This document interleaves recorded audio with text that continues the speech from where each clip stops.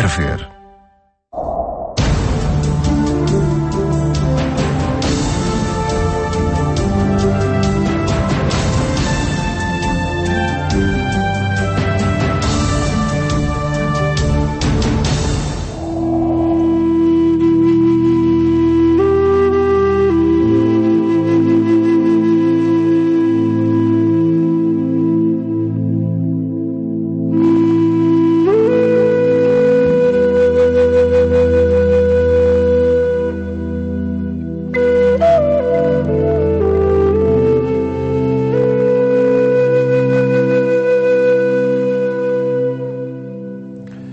Locais por onde Jesus passou há 2000 anos e que representam hoje o regresso às origens da fé. Todos os anos, cerca de 1,5 milhão de pessoas fazem peregrinações a Israel para visitar os lugares sagrados. Uma viagem que rapidamente se traduz numa experiência espiritual. Peregrinar à Terra Santa é um momento único e marcante na vida dos cristãos, com significado ainda mais relevante no contexto do Ano da Fé. Um itinerário que leva o crente às raízes da sua fé e que vos propomos nos próximos minutos.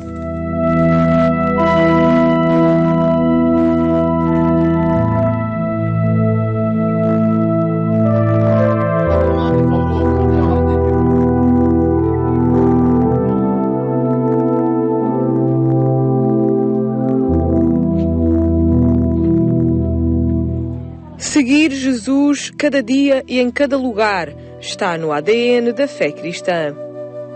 Percorrer os mesmos lugares que ele percorreu, meditar as suas palavras nos lugares onde ele as proferiu e escutar os seus ensinamentos na sua terra. É uma experiência única na vida de um cristão.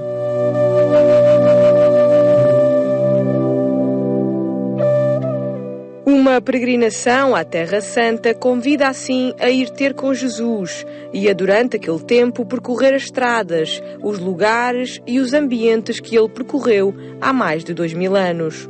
Caminhar pelos mesmos caminhos por onde Jesus caminhou há 2000 anos, pela mesma geografia, pelos mesmos locais, apesar de muitos deles estarem hoje alteradíssimos, 2000 anos de história, mas é um reencontrarmos connosco, com Deus. Ao iniciar esta jornada, os peregrinos associam-se a uma tradição milenar, fazendo os caminhos de Jesus desde o seu nascimento até à subida para a Cidade Santa. Todos eles com uma marca, com uma mensagem e um questionamento constante ao peregrino.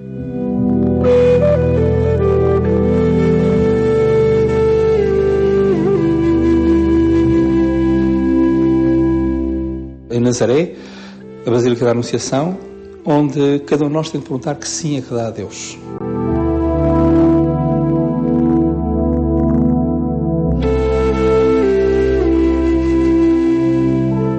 O sim de Maria, que é no fundo o sim à redenção, perguntar que sim dou eu. Dou um sim com letras maiúsculas ou dou um simzinho muito pequenininho, muito terno. Ou seja, como é que eu adiro ao projeto de vida que Deus me convida a fazer?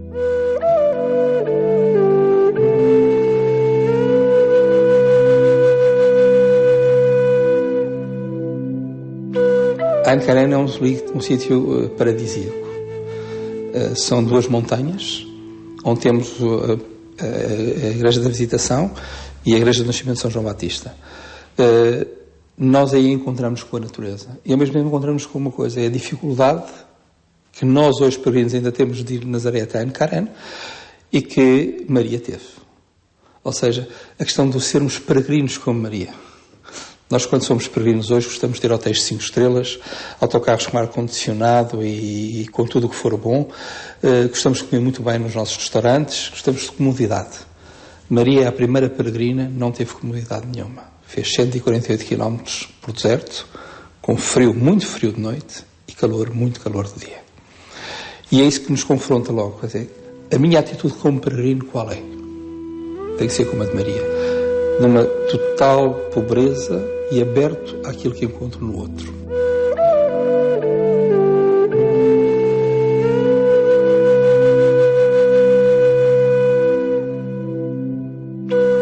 Belém fica a 6 km de Ain Karen, portanto mais a sul. Em Belém aquilo que vimos é muita gente, muita gente, muita barafunda. Sobretudo porque entramos noutro território, não é? Agora, com a questão do muro que divide os territórios do Estado de Israel e os territórios autónomos da Palestina, temos a questão do muro, temos a questão da porta, temos toda essa problemática que às vezes cria um bocadinho de mal-estar nos peregrinos, mas que é superado depois pela alegria do encontro com a estrela de Belém. Aquela estrela é super intensa, apesar de não ser o lugar mais santo para mim daquela gruta. E as pessoas já estão todas a dizer o que é que o padre está a dizer, não é? O lugar mais santo para mim daquela gruta é o lugar da manjedoura. Jesus nasceu e foi colocado na manjedoura. E muitas vezes, infelizmente, muito pouca gente aponta a manjedoura aos peregrinos. Fixamos-nos na estrela e a confusão que há dentro daquela gruta impede-me de dizer aos peregrinos: olhem, aí atrás à direita está a manjedoura. Compreende? E, portanto, temos que fazer um ato de fé e um ato de interioridade e de silêncio interior muito grande para podermos experienciar espiritualmente aquilo que estamos ali a viver. Porque muitas vezes saímos da gruta, porque mal se venera a estrela das 14 pontas da gruta do nascimento de Jesus, saímos logo subindo as escadas, portanto descemos as escadas, subimos as escadas, e quando chegamos lá acima as pessoas parece que ainda não se aperceberam do que é que estiveram a fazer antes. Porque quando são grupos de 50 pessoas, por exemplo, que vai um a um, o primeiro que será o sacerdote já saiu, quando o último chegou, se calhar fez mecanicamente, sem se aperceber muito bem do que estava a fazer. É um lugar difícil para experienciarmos, mas depois quando entramos no silêncio da Igreja de Santa Catarina e quando vamos ver o Menino Jesus, o altar da Imaculada Conceição, onde está o Menino Jesus, e eu penso que nós conseguimos fazer o silêncio e dizer: não, foi aqui que Jesus nasceu, e é aqui que eu tenho que abrir o meu coração ao seu nascimento também.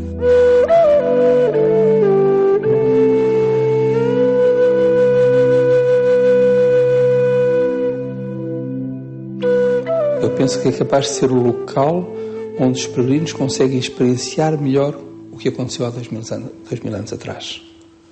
Para já, para a pobreza. Agora, se calhar um bocadinho menos, porque começaram a surgir bairros judaicos do outro lado da colina do Campo dos Pastores. Mas se olharem para o oeste, para o lugar para a zona do Bar Morto, que fica ao fundo, não é? Conseguem ver a pobreza do deserto, mas ao mesmo tempo a maravilha do deserto. A comunidade católica de Belém, na Palestina, tem vindo a diminuir sistematicamente no último século, mas as indústrias ligadas ao artesanato em madeira de oliveira e madrepérola permitem que muitos continuem na terra em que Jesus nasceu. Aqui, junto ao Campo dos Pastores, onde outrora um anjo lhes anunciou o nascimento de Jesus, os peregrinos encontram várias lojas onde podem comprar peças feitas por artesãos locais, que têm nesta arte a sua fonte de subsistência. Once they are here, that's a big help for us. Also, if they come here to our store and then they help buying the stuff, that of course that help a lot and make us really continue on this profession, and we don't this profession to die. And then we also want the Christians, the local Christians, to remain in the Holy Land. So once they are here and then they buy things, they buy souvenirs from our store, that for sure it's a big help. A loja onde IAD trabalha é apoiada pela Custódia da Terra Santa, uma missão internacional dos franciscanos que já desde o século XIV se empenham em ajudar à permanência dos cristãos na região. Uma realidade cada vez mais difícil de manter, dado que o número de cristãos tem vindo a diminuir na Terra Santa, com famílias inteiras a deixarem os seus lares em busca de uma vida melhor noutros países. It's a very special. We always proud actually to tell that we are from Bethlehem, and then that's a big thing. Really, it's always in for us, for our lives. That always remains in our heart that we are from Bethlehem. I've been born in Bethlehem. I'm always proud to tell that I've been born in the same place where Jesus was born. We always try to encourage people to stay in the Holy Land. We don't want our holy sites to turn as museums.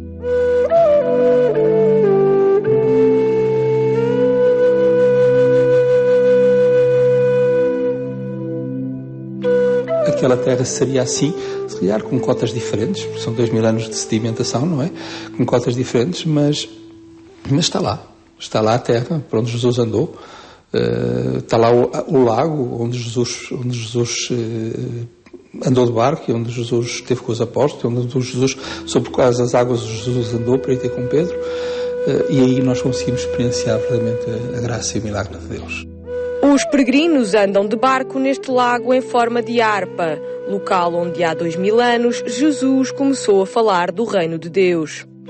Foi nas margens do também chamado Mar da Galileia que Jesus chamou Pedro, Tiago, André e outros apóstolos, onde curou o leproso e pregou à multidão da barca de Pedro, onde acalmou a tempestade e caminhou sobre as ondas.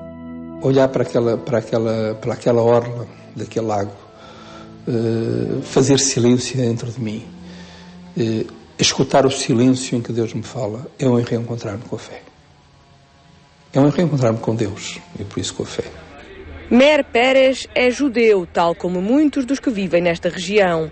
Há 40 anos que trabalha numa empresa de transporte de passageiros no Mar da Galileia, onde todos os dias recebe centenas de peregrinos cristãos, testemunhando o quão especial é para eles esta experiência. So many people, poor people also, they're send dollar and just to come to the Holy Land or to come to feel the place where Jesus was, where Jesus made the miracle and with the bread and the fish and everything, and to saw the church, all the church around of the Sea of Galilee, and especially the place where Jesus walked in the water. I believe it makes something for him. If it's make for me, I believe they make for him more than me. Ao leme deste barco está Amir, um cristão nascido em Nazaré, que encara este trabalho no Mar da Galileia como uma dádiva de Deus. It's very important for me that Christian people coming to another place, another country, to Israel. When he coming, I work in the Sea of Galilee. I drive a boat. The people is coming here and together doing prayer together, and this give me to feel that I was family.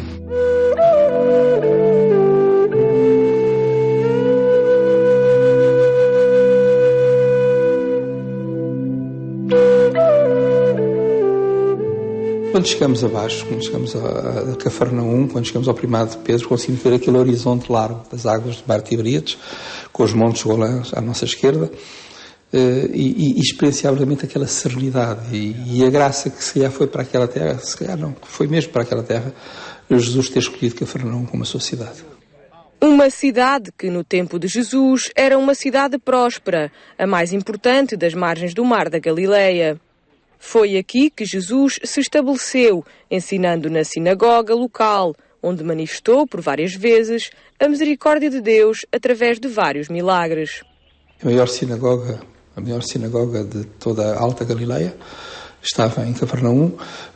Inclusive percebe-se a importância da sinagoga pela pedra. A pedra é pedra calcária branca, não é uma pedra cinzenta como é a pedra daquele lugar, o que nos mostra muito a importância da cidade de Cafarnaum para toda a história, mesmo para a história do povo judaico.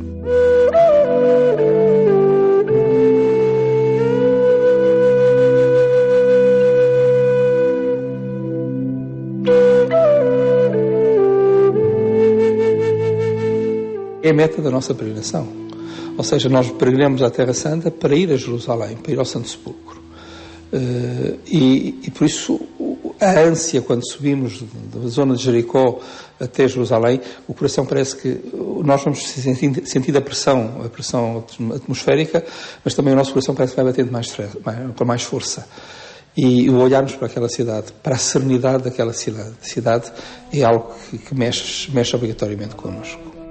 Chegados a Jerusalém, o simbolismo do Monte das Oliveiras, onde Cristo foi feito prisioneiro após a traição de Judas, é o ponto de partida para muitos, evocando a subida para a Cidade Santa, bem como os momentos em que Jesus é abandonado pelos seus discípulos, antes do julgamento que resultaria numa condenação à morte. Os passos que levam à crucificação são recordados em várias igrejas do mundo, mas em Jerusalém ganham uma dimensão particular, com as estações da Via Sacra a levarem os peregrinos a percorrer a cidade, rezando e abstraindo-se da confusão urbana que os rodeia. Quando nós vamos fazer a Via Sacra, a primeira coisa que nos pergunta é em que igreja? Eu digo, não é na igreja, vamos fazer nas ruas. Mas vamos conseguir. Eu penso que ao princípio talvez não consigam. As primeiras estações talvez sejam olhar para a loja da esquerda, olhar para a loja da direita, ver a gente que vem para cá e a gente que vem para lá. Mas depois de passarmos a terceira, quarta estação e entramos realmente no buliço das ruas de comércio da cidade velha de Jerusalém, eu penso que eles já começam a experienciar a oração. E ver que é possível rezar mesmo no meio daquela brafunda toda do comerciante que nos puxa para dentro da loja e nós dizemos, não, estamos a rezar, do cantarmos, não termos medo de rezar e cantar em voz alta no meio daquela gente toda, que é também um testemunho de fé. Não é? Eu penso que é uma das coisas que nós às vezes nos esquecemos, é que o facto de sermos peregrinos na terra de Jesus, que onde os cristãos são uma minoria, é um testemunho e um ato de fé rezar publicamente.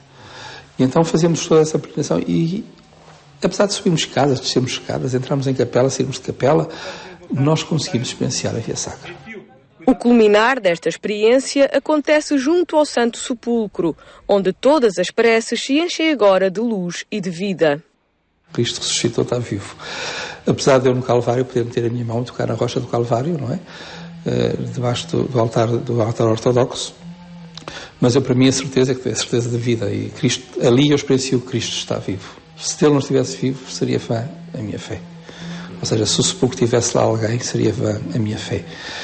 E eu penso que essa é a grande maravilha que nós temos ali a celebrar, é a certeza de que Jesus está vivo.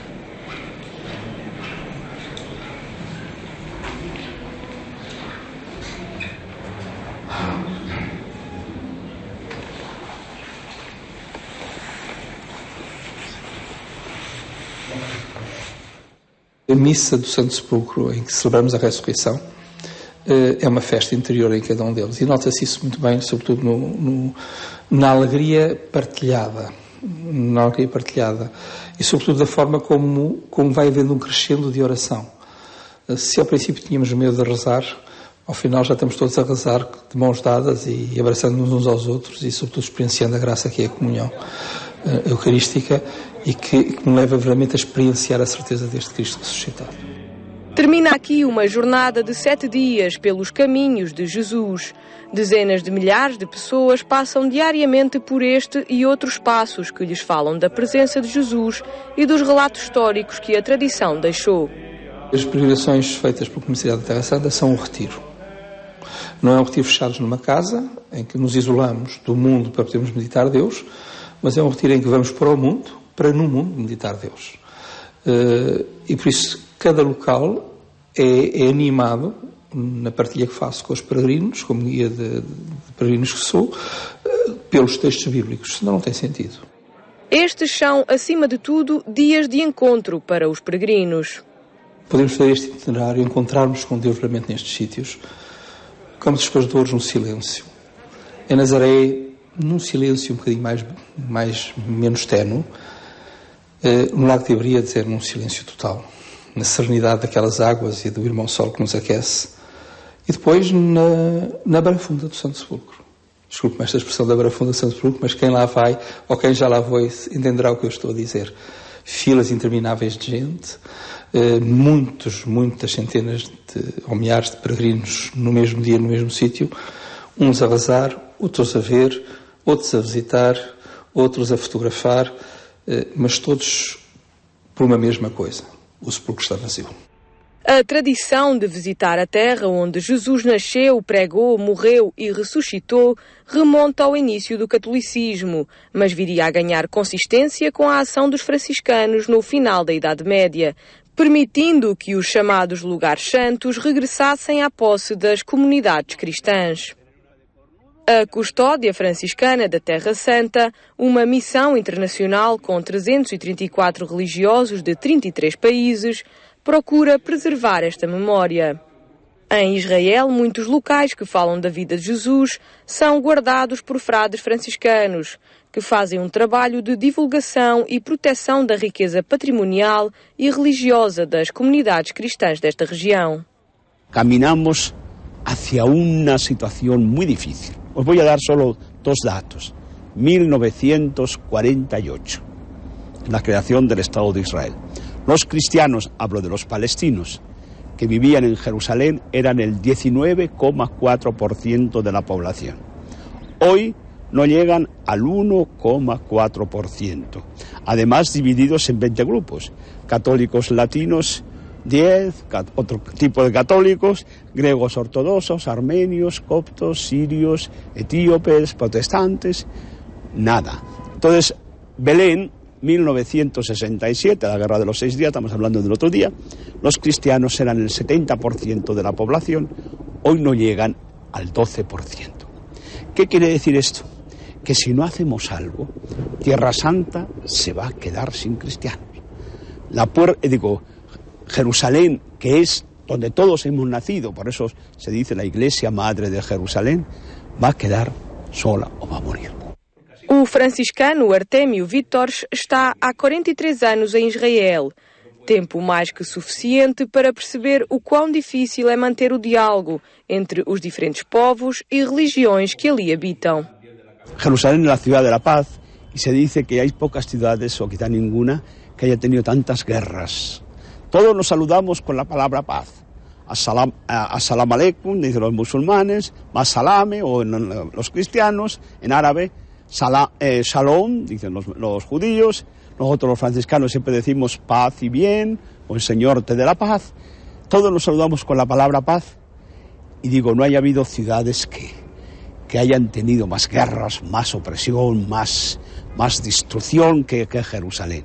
¿Por qué? Yo creo que sí, todos decimos que Jerusalén es la madre de todos, la ciudad de todas las religiones, cristianos, musulmanes, judíos, pero ¿qué sucede? Muchas veces, en vez de la madre, en la casa de la madre hay sitio para todos. Queremos tener a Jerusalén como nuestra amante, solo para mí, los demás fuera. Y eso son el motivo de tantas guerras, de tantas posiciones.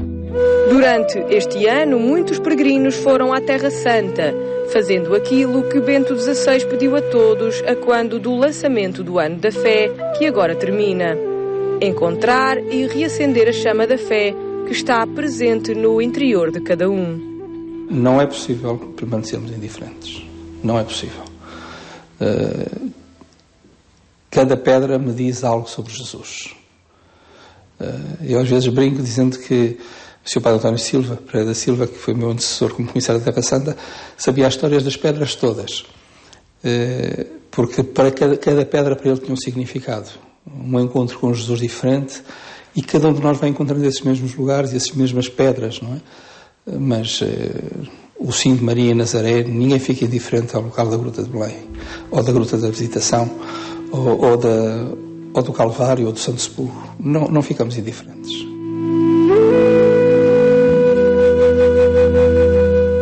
Na Terra Santa, os peregrinos vivenciam de forma tangível a paisagem bíblica e a espiritualidade do local onde Jesus nasceu, morreu e ressuscitou.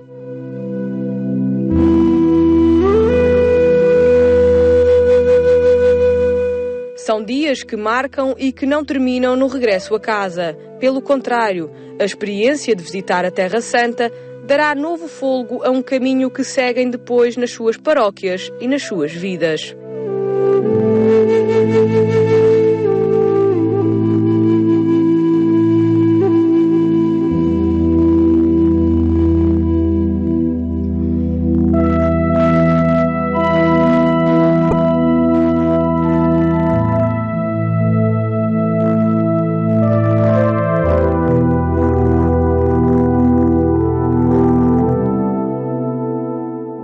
O itinerário pela Terra Santa e pelas raízes da fé cristã no programa 70x7 de hoje. Na próxima semana apresentamos iniciativas que assinalaram o Ano da Fé, que encerra precisamente no próximo domingo. Votos de uma boa semana. Até de hoje a 8 dias, se Deus quiser.